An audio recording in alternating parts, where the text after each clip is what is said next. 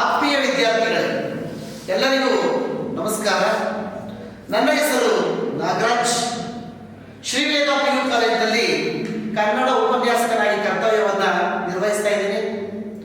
ಕಳೆದ ತರಗತಿಯಲ್ಲಿ ನಾನು 2025-26ನೇ ಸಾಲಿನ ಕನ್ನಡ ಪ್ರಶ್ನೆ ಪತ್ರಿಕೆಯ ನೀಲಿ ನಕ್ಷೆಯ ಬಗ್ಗೆ ಕುರಿತು ಮಾಹಿತಿಯನ್ನು ತಮಗೆ ಹಂಚಿಕೊಂಡಿದ್ದೆ. ಈಗ ಯಾವ ಯಾವ ಪದ್ಯಗಳಲ್ಲಿ ಪ್ರಶ್ನೆಗಳು ಬಹಳ ಇಂಪಾರ್ಟೆಂಟ್ ಅನ್ನೋದನ್ನ ನಾನು ಹೇಳ್ತಾ ಹೋಗ್ತೀನಿ. ಮೊದಲಿಗೆ ನೀಲಿ ನಕ್ಷೆಯ ಪ್ರಕಾರ ಪದ್ಯ ಭಾಗದಿಂದ ಕದಡಿಗ ಸಲಿಲಂ ತಿಳಿವಂಗದೆ ಪದ್ಯ ಭಾಗದಿಂದ 2 ಅಂಕದ ಪ್ರಶ್ನೆಗಳನ್ನ ಕೇಳ್ತಾರೆ. ಮೊದಲು, ಬಹುರೂಪಿಣಿ ವಿದ್ಯೆಯು ರಾವಣನಿಗೆ ಏನೆಂದು ಆಶ್ವಾಸನೆ ಇದ್ದಿತು?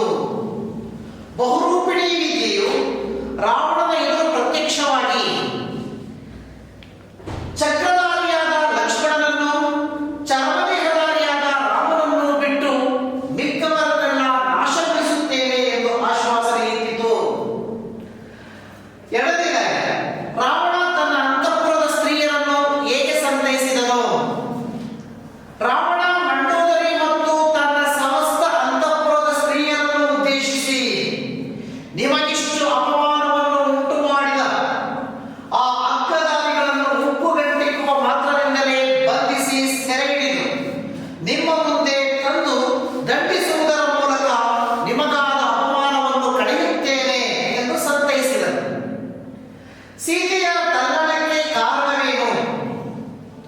ರಾವಣನ ಆಗಮನವನ್ನು ಕಂಡು ಸೀತೆ ರಾವಣನು ರಾಮ ಲಕ್ಷ್ಮಣರಿಗೆ ಸಂಬಂಧಿಸಿದಂತೆ ಇನ್ನೇನು ಕೆಟ್ಟ ವಾರ್ತೆಯನ್ನು ಹೇಳುವುದು ಎಂದು ಸೀತೆಯು ಭಯದಿಂದ ತಲ್ಲಣಗೊಂಡಳು. ರಾವಣನು ಸೊಕ್ಕಿನಿಂದ ಸೀತೆಯನ್ನು ಉದ್ದೇಶಿಸಿ ಆಡಿದ ಮಾತುಗಳಾವುವು? ರಾವಣನು ಸೊಕ್ಕಿನಿಂದ ಸೀತೆಯನ್ನು ಉದ್ದೇಶಿಸಿ, ಸೀತಾ, ನಾನು ಬಹುರೂಪಿಣಿ ವಿದ್ಯಾದೇವತೆಯನ್ನ ವಶಪಡಿಸಿಕೊಂಡಿದ್ದೇನೆ. ಇನ್ನು ನನಗೆ ಅಸಾಧ್ಯವಾದ ಕಾರ್ಯ ಯಾವುದೂ ಇಲ್ಲ. ನೀನು ನಿನ್ನ ನೆಚ್ಚಿನ ರಾಮನ ಆಸೆಯನ್ನು ಬಿಟ್ಟು ಈ ಲಂಕೇಶ್ವರನನ್ನು ಒಪ್ಪಿಕೊಂಡು ಈ ನನ್ನ ಸಾಮ್ರಾಜ್ಯ ಸುಖವನ್ನು ಅನುಭವಿಸು ಎಂದು ಸೊಕ್ಕಿನಿಂದ ನುಡಿದನು.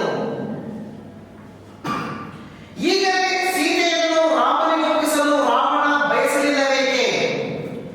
ಈಗಲೇ ಸೀತೆಯನ್ನು ಕೊಂಡೊಯ್ದು ರಾಘವನಿಗೆ ಒಪ್ಪಿಸಿದೆಯಾದರೆ ನನ್ನ ಪರಾಕ್ರಮ, ಹೆಚ್ಚಿನದಾದ ಸಾಮರ್ಥ್ಯ, ವೀರತ್ವ, ಗಳಿಸಿದ ಹೆಸರು, ಬಿರುದುಗಳೆಲ್ಲವೂ ವ್ಯರ್ಥವಾಗಿ ಹೋಗುತ್ತವೆ, ಮುಂದೆಂದು ಸರಿಪಡಿಸದಂತೆ ಕೆಟ್ಟು ಹೋಗುತ್ತವೆ ಎಂದು ಸೀತೆಯನ್ನು ರಾಮನಿಗೆ ಒಪ್ಪಿಸದೇ ಇರಲು ರಾವಣ ನಿರ್ಧರಿಸುತ್ತಾನೆ. ಕೊನೆಯದಾಗಿ, ರಾವಣನು ಅಂತಿಮವಾಗಿ ಯಾವ ನಿರ್ಧಾರಕ್ಕೆ ಬರುತ್ತಾನೆ? ರಾವಣನು ಅಂತಿಮವಾಗಿ ತನ್ನ ಬಾಹುಬಲವನ್ನು 2 ಸೇನೆಗಳು ಒಗಳುವಂತೆ ಯುದ್ಧ ಮಾಡಿ ಯುದ್ಧಾಂತ್ಯದಲ್ಲಿ ರಾಮ ಲಕ್ಷ್ಮಣರನ್ನು ರಥವಿಹೀನರನ್ನಾಗಿ ಮಾಡಿ ಸೆರೆ ಹಿಡಿದು ಆ ಬಳಿಕ ಸೀತೆಯನ್ನು ರಾಮನಿಗೆ ಒಪ್ಪಿಸುವ ನಿರ್ಧಾರಕ್ಕೆ ಬರುತ್ತದೆ. ಇಲ್ಲಿ ಮುಖ್ಯವಾಗಿ ಬಹುರೂಪಿಣಿ ವಿಧಿಯು ರಾವಣನಿಗೆ ಏನೆಂದು ಆಶ್ವಾಸನೆ ಇದ್ದಿತು? ರಾವಣ ತನ್ನ ಅಂತಃಪುರದ ಸ್ತ್ರೀಯರನ್ನು ಹೇಗೆ ಸಂತೈಸಿದ? ಸೀತೆಯ ತಲ್ಲಣಕ್ಕೆ ಕಾರಣವೇನು? ರಾವಣನು ಸೊಕ್ಕಿನಿಂದ ಸೀತೆಯನ್ನು ಉದ್ದೇಶಿಸಿ ಆಡಿದ ಮಾತುಗಳಾವುವು? ಈಗಲೇ ಸೀತೆಯನ್ನು ರಾಮನಿಗೆ ಒಪ್ಪಿಸಲು ರಾವಣ ಬಯಸಲಿಲ್ಲವೇಕೆ? ರಾವಣನು ಅಂತಿಮವಾಗಿ ಯಾವ ನಿರ್ಧಾರಕ್ಕೆ ಬರುತ್ತಾನೆ? ಈ ಪ್ರಶ್ನೆಗಳ ಉತ್ತರವನ್ನು ನೀವು ಓದ್ಕೊಂಡಿದೆಯಾದರೆ ನೀವು 2 ಅಂಕಗಳನ್ನು ಸುಲಭವಾಗಿ ಪಡೆಯಬಹುದು.